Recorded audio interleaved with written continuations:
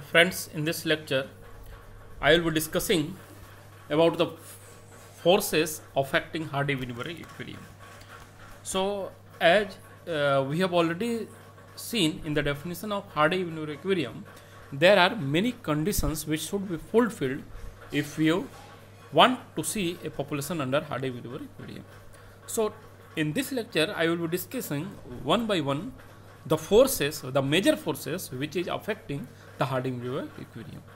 So for ease I have divided the forces into two different forces.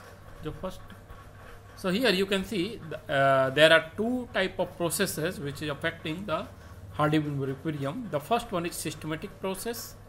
Systematic processes, also known as systematic forces, and another one is dispersive processes or dispersive forces.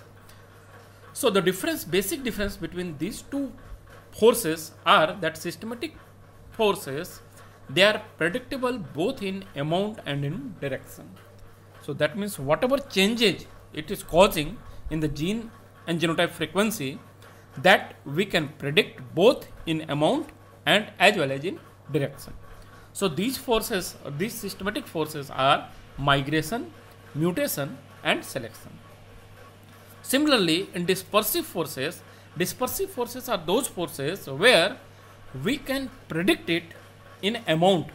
The effect of these forces we can predict it in amount but not in direction. And the example of such forces is random genetic drift.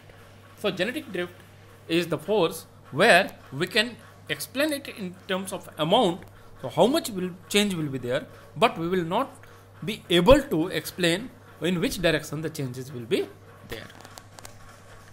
So first of all, we will discuss here about the mutation. So you have already studied about the mutations. What is mutation? What are the different types of mutations? So here, from the point of view of change in gene frequency, I have classified different mutations. So first type of mutation is single mutation, which is also known as non-recurrent mutation. That means the mutation which is not recurring. That means only there will be mutation at once only. The repetition of mutation will not be there. So a newly mutant allele that has been arised in an individual may increase or decrease its frequency by chance elimination in the progeny. So since there is only one time mutation, so the chances of elimination of that mutation in subsequent generation is very strong. So the frequency of mutated gene Q, when it occurs just once, is extremely low. Why it is the chances of elimination is strong? Because the frequency of its occurrence is very low, that is 1 by 2n. If you are having n number of genes, you will have 2n alleles, and the chances of occurring of mutation will be 1 by 2n. This newly mutated allele at such low frequency may extinct from the population due to sampling variation. So due to sampling variation, so many times due to sampling variations, this particular mutation, because number is very small and frequency is very small, that is 1 by 2n only, so due to chance or due to sampling variation, it will be getting eliminated from the population. The probability of losing new mutation is increasing in the subsequent generation. So in subsequent generation, the probability will be further, it will be increasing. So if by chance in one generation it is not getting eliminated, in the subsequent generation the chances of elimination will be increasing. So in either way it will be getting lost from the population. So the non-recurrent mutation, there will not be much effect on the gene frequency, because the frequency is extremely low and it will be getting eliminated from the population. So another type of mutation is recurrent mutation. So these are the mutations which recur regularly. So what will happen? Due to this, frequency of mutant gene will not be decreasing but will be established in the population, because mutation is recurrent type. So at first instance mutation will be there, that will be repeated, it will be recurring regularly. So in this way the mutant type will be accumulated in the population. So here you can see the capital A allele is getting mutated into small a, and the rate of mutation is U. The frequency of capital A was P and frequency of small a is Q, but the rate of that rate of Q is equal to UP. Why UP? Because the rate is U and the initial frequency of capital A was P. So what will be the frequency of small a or mutant gene after N generation or after T generation? So here you can see the QT. What will be the frequency of recessive gene after T generation? The QT is equal to QT minus 1. Here you can see this is the next generation, this was the previous generation. So the QT minus 1 means generation preceding, the frequency in the preceding generation, QT minus 1 plus U into PT minus 1, the frequency in the preceding generation, frequency of capital A in the preceding generation, and U is the rate of mutation. So the frequency after T generation, it will be QT is equal to QT minus 1 plus U into PT minus 1, where U is the rate of mutation. So this already we have discussed. U PT minus 1 is population of capital A allele mutated to A in the population of T generation, and QT minus 1 is the frequency of recessive allele in previous generation. So this is how we are finding the frequency of mutant gene after T generation. Now if you want to solve it further, you can, the P frequency of alleles, or the frequency of total sum of frequency of allele will be always 1. So that means P plus Q is equal to 1. So now in the last equation, in this equation, if we are putting the values, what will happen? You see the PT minus 1 is equal to 1 minus QT minus 1. This is how, where because P plus Q is equal to, because this is why, because P plus Q is equal to 1. So PT minus 1 is equal to 1 minus QT minus 1. So we will just put the formula of PT minus 1. So QT is equal to QT minus 1 plus U into 1 minus QT minus 1. In the last equation we have put the formula. Then it will be equal to QT minus 1 plus U into U QT minus 1, just multiplied with U. Now you take U 1 minus U as a common, so it will be U plus 1 minus U into QT minus 1. U plus 1 minus U into QT minus 1. And similarly you can write QT plus 1 is equal to U plus 1 minus U into QT. So this is how we are finding the frequency of mutant allele. If from capital A to small a, is not opposed, that means the mutation is not getting reversed. The amount of Q per generation, that is delta Q, what will be the change? So if you want to know the change in gene frequency of mutant or mutant allele, so what will happen? Delta Q is equal to QT plus 1, that means the frequency in the next generation, minus QT, the frequency in the preceding generation. So if you are solving this equation, you will get delta Q is equal to U into 1 minus QT. Delta Q is equal to U into 1 minus QT. Now another type of mutation is reverse mutation. So earlier one was for the recurrent mutations. In recurrent mutation it was not opposed, but in reverse mutation what will happen? The capital A will be changing into small a, and then small a is further changing back to capital A. But the rate of this change will be different. So here you can see the gene mutate in both the direction, from capital A to small a, that is called as forward mutation, and then small a to capital A, which is known as reverse mutation or backward mutation. Here with the diagram you can see capital A is converted into small a at U rate, and small a is getting converted into capital A at V rate, U and V rate. So U is the mutation rate from capital A to small a, A is equal to UP. Similarly, V is the mutation rate from small a to capital A. A is equal to capital A is equal to VQ.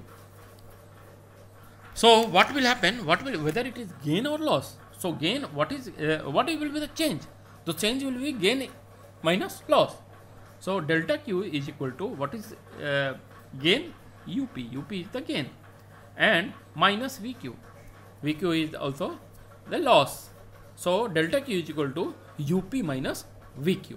UP minus VQ. This is the UP and this is VQ. Now, if forward and backward mutation rate are equal, suppose both the rates are equal, that means whatever capital A is getting converted into small a, same amount at the same rate, small a is getting converted into capital A.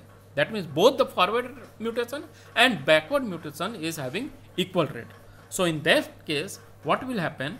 Delta Q is equal to 0. So delta Q is equal to 0. What will happen? If delta Q is equal to 0, UP will be equal to VQ. UP will be equal to VQ. Now you convert P into in terms of Q. So U into 1 minus Q is equal to U minus Q. So similarly, you will get U is equal to Q into V plus U. And if you want to know the frequency of mutant allele, so Q will be equal to U by U plus V. U by U plus V. U by U plus V. Similarly, in the same fashion, you can find the frequency of P allele or frequency of capital A allele as P is equal to V divided by U plus V. So this is how you can find the frequency of different alleles in case of reverse mutation. Then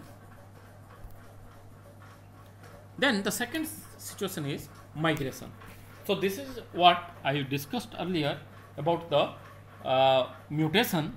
So mutation, in that we studied 3 types of mutation. First one was the single mutation, second was the recurrent mutation, and third was the recurrent but reverse mutation. So both having component of backward and forward mutation. So we have seen how the gene and genotype frequency are changing under the influence of mutation, a different kind of mutation. So now what will happen when there will be migration? So first of all, we have to understand about the migration. So what is migration? Migration is a transfer of movement of animal from one herd to another herd. From one herd to another herd. So here we are frequently using 2 terms. First one is immigrant. Emigrant. So individual leaving the population. Those individuals who are leaving the population, that are called as immigrants. And the individual which are joining other population, which is joining the population, they are called as immigrants or simply migrants. So these are the 2 terms that you should clearly distinguish between the 2 terms, that is immigrant and immigrants. Immigrants and immigrants. So here you can see in this diagram there are 2 populations. The population 1 is the native population and population 2. So what will happen? Initially in the native population, frequency of capital A was Pn and frequency of small a was Qn. Another population 2, the frequency was initially Qpm and the frequency of small a was Qm. Both these population get mixed. That means few of the individual from native got migrated into the another population and in the P2 population. So resultantly there will be creation of mixed population. There will be mixed population. So in the mixed composition of mixed population will be there. The migrants will have frequency Pm for the dominant allele and Qm for the recessive allele. Similarly, the native, that is the original population, will have frequency of dominant allele as Pn and recessive allele as Qn. Pn and Qn. So what will be the number of, if migrants are m, the native will be 1 minus m, because the overall population will be the as that of the original. That means migrants are entering at the cost of natives. So here the terms, different terms having meaning. M is the migration rate is equal to proportion of migrants. 1 minus M is the proportion of native after migrants. Qm is the gene frequency among migrants. Already we have discussed. Qn is equal to gene frequency among the natives. And QL is the gene frequency in the mixed population. So now in what we are interested, we want to know what will be the gene frequency after migration. So what will be the gene frequency of recessive gene after migration? So here you can see the Q1 is the gene frequency of the mixed population. So QL. So QL is the gene frequency of the mixed population. So what will be the QL? QL is equal to MQM. You can note here M is the migrant number and QM is the frequency of the recessive allele. So MQM plus 1 minus M is the native. 1 minus M into Qn. Qn is the frequency of native. So this will be the frequency of the native population. Now what we want to do, we will solve this equation. So what will happen? MQM plus Qn minus MQn. Similarly, you can write it as Qn plus MQm minus Qn, and ultimately you can write Qn minus MQn minus Qn. Qn minus MQn minus Qm. So this is the frequency of the mixed population. Frequency of the mixed population. You can calculate the frequency of mixed population after the migration. Now what will happen? The next, we will write the same equation in the terms of frequency of natives. So previously we have written the frequency in terms of frequency of migrants. So whatever the number of native, proportion of native, it was 1 minus M. So we can write QL, the frequency of mixed population, is equal to QM initially it was QM, okay, plus 1 minus M Qn minus Qm. Oh, so this is the frequency of mixed population in terms of natives. So what will be the frequency after T generation? If the migration will continue up to T generation, so the frequency will be Q2 is equal to Qm plus 1 minus M raised to T. 1 minus M raised to T. That means it will be 1 minus M power T into Qn minus Qm. So after T generation, this will be the frequency of the recessive allele in the mixed population. And if you try to find out the rate of change or change in the gene frequency in one generation, that is delta Q. So delta Q is equal to QL, that is frequency in the mixed population, minus Qn, that is frequency in the original population, that is native population. So if you will solve this equation, you will get delta Q is equal to MQn minus Qn. So this formula you have to remember, the delta Q is equal to MQn Qm minus Qn. Further, if you want to know the frequency in terms of natives, what will be the frequency in the native? So it will be Qt minus Qm. So Qt minus Qm, if you will solve this equation after putting the values of all these terms, you will get the frequency as 1 minus M Qn minus Qm. So these two equations you need to remember, or with this, the help of this equation, you can find the frequency or change in frequency after T generation in if the migration is continuing for T generation. So the next factor, the next forces that is affecting the gene frequency is the selection. But selection is it's not selection. There are many types of selection. There are different conditions under the selection, and it can change gene frequency in different ways. So I think few of the formula I will be discussing it into the next lecture. As of now, I am signing it off because we have completed the forces that affect the gene frequency at equilibrium, and those forces we have discussed here, mainly the mutation and migration. Selection I will be discussing in the next lecture. Thank you.